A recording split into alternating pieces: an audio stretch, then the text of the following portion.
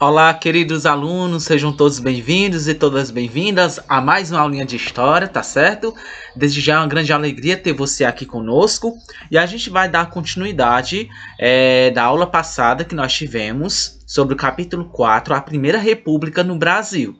A gente esteve vendo na aula passada sobre o cangaço, sobre o messianismo, sobre a figura de Antônio Conselheiro e o Arraial de Canudos, tá bom? E hoje a gente vai aprofundar mais sobre o que seria o cangaço. Vamos entender o que seria este movimento que, digamos, faz parte dos meios literários, que até hoje a gente ouve falar, que aconteceu aqui no Nordeste. O cangaço ele foi um fenômeno social caracterizado por atitudes violentas por parte dos cangaceiros.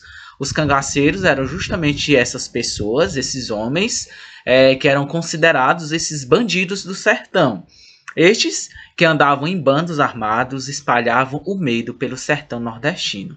Os cangaceiros, eles eram muito temidos. Quando se falava que o bando de um cangaço estava chegando por determinada região, aquela região ficava totalmente apavorada, tá bom? Porque eles detinham de muita violência. Promoviam saques a fazendas, atacavam comboios e chegavam também a sequestrar fazendeiros para a obtenção de resgate, perdão. Aqueles que respeitavam e acatavam as ordens dos cangaceiros, eles não sofriam. Pelo contrário, eram muitas das vezes ajudados. Isso segundo algumas fontes históricas. Outras já dizem que os cangaceiros eles não tinham piedade alguma. Esta atitude ela fez com que os cangaceiros eles fossem respeitados e até mesmo admirados por parte da população da época. Isso uma grande minoria, tá certo? Vale ressaltar que, como eu havia dito, os cangaceiros eles eram muito temidos pelo sertão. Eles não moravam em propriedade física, eles eram nômades, viviam sempre mudando de um lugar para outro, tá bom? Ao chegarem nas cidades, eles pediam recursos e ajuda aos moradores locais. Aos que recusavam ajudar o bando, sobrava a violência. Então era dessa forma: ou ajuda, ou então você vai sofrer as consequências, tá bom? Entrando aqui, pessoal, no contexto da Guerra do Contestado. Vocês poderão estar avaliando este conteúdo no livro de vocês, tá bom? No capítulo 4. Então vamos entender o que foi essa Guerra do Contestado.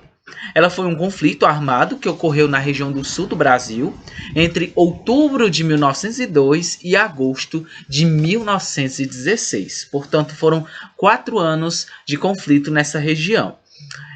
Envolveu cerca de 20 mil camponeses que enfrentaram forças militares dos poderes federais e estaduais. A população ela teve uma participação muito grande, a população majoritária teve uma participação nessa guerra, tá bom? Por que ganhou este nome, Guerra do Contestado? Porque os camponeses eles acabaram que contestando as terras que seriam invadidas, que foram doadas pelo governo. Aí, como a gente vê aqui no slide, pessoal, ganhou este nome pois os conflitos ocorreram numa área de disputa territorial entre os estados do Paraná e Santa Catarina. E essas regiões também que tinham sido doadas pelo governo, elas começaram a ser contestadas pelos camponeses que detinham e que tiravam o sustento também dessas regiões. Ela aconteceu entre os camponeses e o poder do Estado. Aqui nós percebemos, gente, a área, ó, você percebe aqui, ó, que é a estrada de ferro que liga São Paulo a Rio Grande do Sul. E no decorrer desse trajeto, a gente passa aqui por essa região. A região é justamente disputada por Paraná e Santa Catarina. Nessa região aqui que a gente percebe que está com umas linhas, foi justamente onde aconteceu a Guerra do Contestado, tá bom? Na cidade de São Pedro, Papudo, Aleixo, Santa Maria, Pedra Branca, Bom Sossego, Taguaruçu, Taraguatá, Tavares e Campina dos Buenos. Então foi todas essas regiões que englobaram a Guerra do Contestado.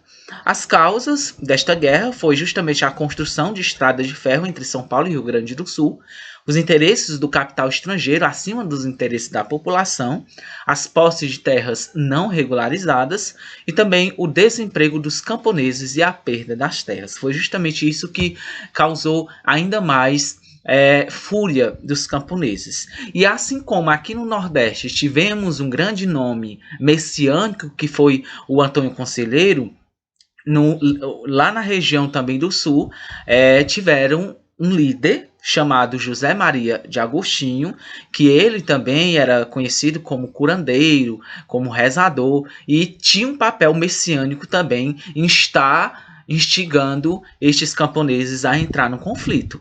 Tá bom? Ele era um monge peregrino que se sensibilizou com a situação dos camponeses, os quais respeitavam muito os peregrinos, e qualquer movimento messiânico começava a ganhar adeptos, tá bom? O armamento dos soldados contra as ferramentas agrárias dos fazendeiros levou à morte de muitas pessoas. A maior parte dos camponeses, inclusive o seu líder, né, que foi morto na batalha de Irani, local para onde tinha fugido, tá bom?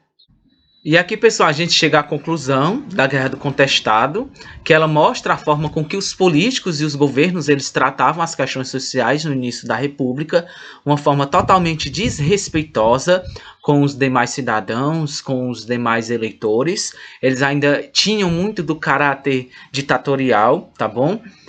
Os interesses financeiros de grandes empresas e proprietários rurais, eles ficavam sempre acima das necessidades da população mais pobre. Não havia espaço para a tentativa de solucionar os conflitos com a negociação, e também quando havia as organizações daqueles que eram injustiçados, as forças oficiais, com o apoio dos coronéis, combatiam os movimentos com repressão e força militar.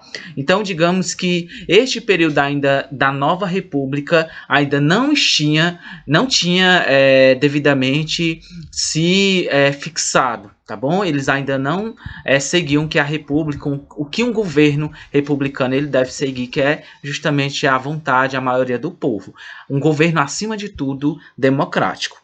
Então, por momento, nós vamos ficar por aqui, tá bom? Para que a gente não possa se prolongar muito. E na próxima semana a gente volta com mais assunto sobre o nosso capítulo 4, tá bom? Fiquem com Deus, um abraço e até mais!